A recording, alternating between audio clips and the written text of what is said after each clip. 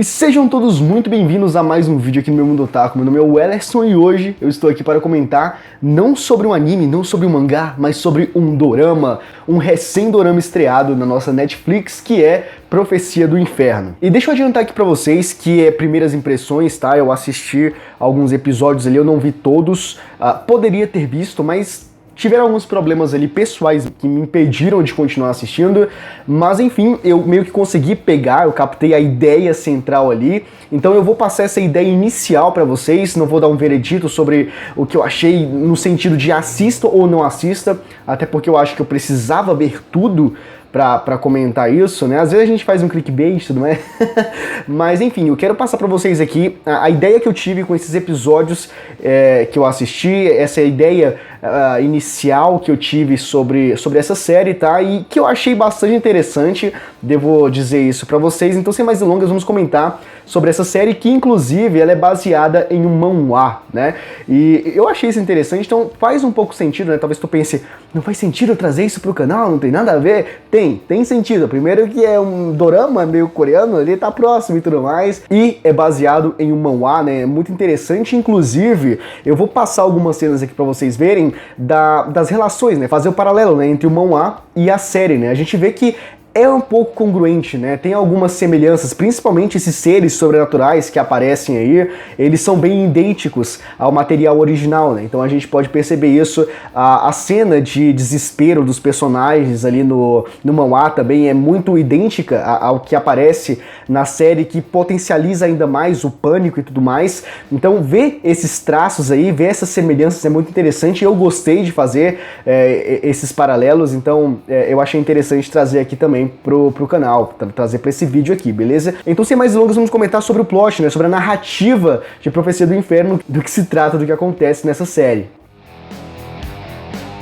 Bom, basicamente acontece que as pessoas, elas estão sendo sentenciadas à morte e tudo mais, e isso acontece por meio de um anjo, entre aspas, que mais parece um demônio, eu não sei, enfim, e esse anjo, né, ele aparece para essa pessoa, para as pessoas, né, que são sentenciadas à morte, e basicamente esse anjo, ele faz a premonição, né, do dia e da hora que essa pessoa vai morrer. Por exemplo, você, tal pessoa, vai morrer daqui a 5 dias, a 12:30, e pronto, ele some. Então, e essas pessoas estão sentenciadas ao inferno. Então, basicamente, a gente tem a ideia do pecado, né? As pessoas que esse anjo, né, essa criatura sobrenatural aparece para as pessoas, elas já foram sentenciadas para ir para o inferno por conta de algum pecado que elas cometeram. E mais pra frente eu vou comentar um pouco sobre isso, beleza?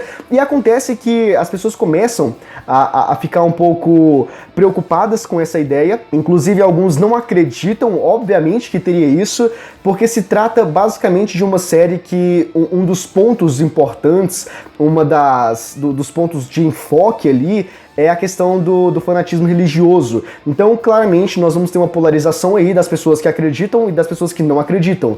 Então, muitas pessoas não acreditam nisso, acham que é balela, que é gente querendo ganhar dinheiro em cima de pessoas mais menos letradas, que são pessoas idiotas e tudo mais, ou que acreditam cegamente em uma espécie de religião ou de seita que não vai levar a lugar nenhum. Então, esses são pontos bastante tocados ali no decorrer da série, até que, enfim, as pessoas, né, no decorrer da série, ali no decorrer dos episódios, a gente vê que tem várias cenas, vários materiais que foram gravados e são disponibilizados para que as pessoas possam acreditar que realmente aquilo é real, e isso é trago à tona, né, com influência da internet, da mediatização, então as pessoas têm acesso a essas coisas e elas tomam ciência de tudo isso e vê que, por exemplo, uma dessas pessoas, e no decorrer dos outros casos, esses seres sobrenaturais aparecem. Então a gente tem esse anjo que faz esse arauto, né, o arauto da destruição e tudo mais, e aí nós temos essas criaturas bizarras que aparecem,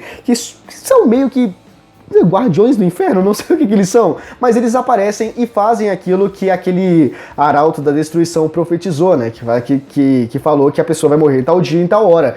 Então, o que é interessante é que, interessante no lado bom, né, mas é interessante no sentido de, eles aparecem realmente no dia e na hora exata, só que, em vez de simplesmente levarem a pessoa pro inferno, eles massacram, eles violentam brutalmente. Isso é uma coisa super desnecessária, né? mas talvez seja uma espécie de predição, né, do que aguarda, né, de dor e sofrimento, que é o que é contado, o que é narrado pra gente, o discurso que é contado a respeito do inferno, né, que é muito dor e sofrimento, ranger de dente e tudo mais. Então talvez ali sejam os princípios das dores para essas pessoas, para já entender que o negócio vai ser brutal.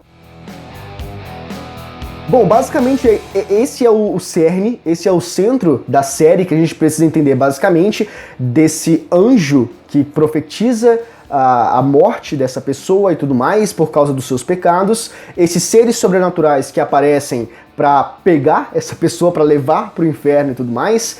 E, bom, aí entra um ponto interessante, outro ponto interessante, que é a polícia. Chega um determinado momento ali que acontece esses casos e tudo mais, as pessoas ficam atônitas, preocupadas, o que está acontecendo, e a polícia resolve entrar em cena para investigar esses casos. E aqui é legal porque meio que a polícia, né, o órgão e tudo mais, entra como uma espécie de balança, né, para balancear as hipóteses, de, por exemplo, a hipótese de que isso é uma coisa sobrenatural, isso é uma coisa divina, é uma coisa de Deus e tudo mais, e a outra hipótese de que isso não tem nada a ver com religião, não tem nada a ver com Deus, e simplesmente são coisas misteriosas que estão acontecendo, e obviamente tem uma resposta para tudo isso e a gente precisa analisar na minúcia, com calma, de forma racional, tudo isso que está acontecendo. Bom, então basicamente é aquela ideia da fé e da razão, né? Então a polícia vai entrar, pelo menos foi a percepção que eu tive, né? Vai entrar basicamente para fazer esse balanceamento, e a gente percebe essa ideia, né? Ela se torna muito mais eficaz, né? Muito mais forte, vamos dizer assim, a partir do ponto em que tem um momento ali de uma reunião que está acontecendo com a polícia e as pessoas querem saber o que são aquelas criaturas, né? E ao mesmo tempo, a gente já vê isso, tem pessoas que acreditam que são coisas sobrenaturais, que é uma divindade, coisas de Deus e tudo mais. Tem essa reunião para demonstrar o posicionamento dessas pessoas que acreditam na razão, né? De que tem que pegar essas criaturas, tem que interrogar e saber qual é o objetivo delas. Como é que você vai fazer isso, né, cara? Enfim, mas isso é um traço, né, de que eles acreditam que isso não é uma coisa divina, uma coisa sobrenatural. Pelo menos inicialmente eles não acreditam nessa tese, né? De que é uma coisa mais pautada ali na razão, uma coisa mais tangível, vamos dizer assim. Então, basicamente, tem esses paralelos aí que a série faz e eu achei muito interessante. Tá, esse é um ponto legal que eu queria comentar com vocês, que é a questão do fanatismo religioso, que é um dos pontos-chave da série, que é um dos maiores enfoques, porque tá ali presente, a gente percebe claramente que ele quer passar essa mensagem, que a série, né, quer passar essa mensagem pra gente, mas de que forma ela passa essa mensagem? Bom, quando a gente fala de fanatismo, a gente já associa a algo extremista, e é exatamente isso que acontece, é um fanatismo ao extremo, onde chega um determinado momento que tem uma pessoa que dá uma entrevista, essa entrevista vai pra internet e essa entrevista começa a viralizar, até que chega em pessoas que fazem parte ou são adeptas a uma determinada seita que está a favor dessas coisas que estão acontecendo, desses demônios aparecendo, dessas pessoas, desse ser, né, que está meio que ditando o que vai acontecer no futuro, desses seres que acontecem para pegar e para levar para o inferno e tudo mais. Tem pessoas que acreditam em uma seita que faz valer a pena tudo isso e que eu vou comentar mais pra frente também. E basicamente esse vídeo chega nessas pessoas e posteriormente, após ouvir o que o cara fala, que ele está sendo contra isso, de certa forma, ele não acredita que é algo religioso, não acredita que Deus tem a ver com isso e tudo mais. Então, quando chega nessas pessoas, essas pessoas acabam pegando esse cara, sequestrando ele e dando uma maior surra, né? Quase deixando o cara à beira da morte. E tudo isso por conta do quê? De uma opinião oposta, de uma opinião divergente. Tanto é que depois que o cara ele consegue escapar dessas pessoas, ele vai ao ar novamente, dando uma nova entrevista, mas com um posicionamento totalmente diferente daquele primeiro, né? Porque depois que ele sofreu tudo aquilo, né, toda aquela represália por conta da opinião genuína dele, ele voltou e fez um discurso totalmente diferente, né, mais enveredado para apoiar a seita do que aquele inicial, que era dando a opinião do que ele realmente acreditava sobre aquilo. Então a gente vê que é uma série violenta, é uma série onde o extremismo e o fanatismo tá sempre em alta. Então a gente tem vários ismos sendo tratados nessa série. Bom, e basicamente a gente tem a ideia aqui de que a morte é fruto dos pecados. Nada mais do que está acontecendo ali com eles é simplesmente consequência das coisas que eles fizeram de errado. E a seita, inclusive, que apoia tudo isso, né, que meio que congratula, de certa forma, eu vou comentar um pouquinho mais pra frente sobre isso, enfatiza ainda mais essa ideia de que se essas pessoas estão morrendo porque merecem. Estão morrendo por quê? Porque fizeram coisas erradas. Estão morrendo porque pecaram. Então, nada mais justo do que a sentença de morte, nada mais justo do que o inferno para elas. E esse é um ponto que, enfim, quando a gente fala de religião e de todas essas coisas assim que envolve, podem haver muitos furos, né? E um deles é, por exemplo, para todo pecado existe um arrependimento, claro, quando ele é genuíno. E isso não existe na série. Todo pecador ali simplesmente é condenado ao inferno, pronto e acabou. Não existe a questão de redenção. E claro que também ali no decorrer da série, que a gente vê os personagens que aparecem ali, não tem nenhum traço de arrependimento, não existe nenhum traço de que a pessoa quer ser perdoada pelos atos que ela fez, seja lá quais são esses atos, entende? Mas, enfim, é uma ideia também, né? Então, tem até uma passagem na Bíblia que fala: onde existiu o pecado, superabundou a graça, né? Onde há o pecado, superabundou a graça. Então, assim, é um ponto que também poderia ser enfatizado, mas não existe, mas eu tô trazendo aqui à tona, porque não há nenhum pecado que não possa ter um perdão, né? Claro, quando ele acontece de forma verdadeira e tudo mais. Salvo alguns pecados extremos aí, mas enfim. Mas é uma coisa que a série não trata, mas eu queria deixar claro aqui pra vocês. Bom, e aqui entra outro ponto muito interessante, que é a questão da seita também, do líder da seita, né? O presidente, eu acho, tudo mais.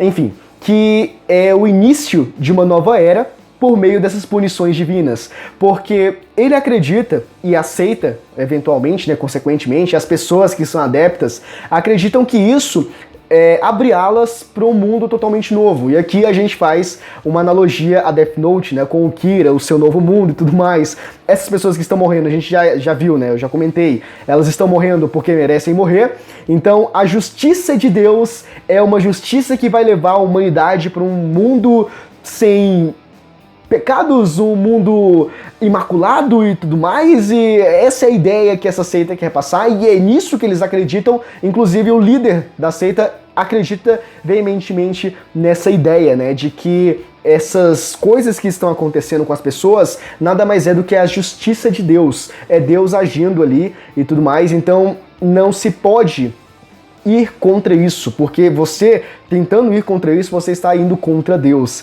Então a gente vê um grande fanatismo ao ponto em que esse próprio cara, ele mata em nome de Deus. E a gente pensa, cara, isso é absurdo, isso é louco, mas ao mesmo tempo tem vários discursos ali, tem vários diálogos onde a gente meio que compra a ideia. E é aí que entra os pontos reflexivos. Como assim a gente compra a ideia? É a partir do momento, em uma conversa entre esse cara e uma garota, que passou por uma intempérie na vida dela, que ele comenta: qual lei é mais eficaz? Qual lei funciona mais? A do homem ou a de Deus? E é aí que ele traz à tona um ocorrido com essa guria que ele está conversando, que é a questão de um tempo atrás, um determinado cara acabou matando a mãe dela, e aí ele foi para a justiça do homem. Sofreu algumas consequências, mas estava livre novamente, né? Livre, leve e solto, andando pela rua e tudo mais.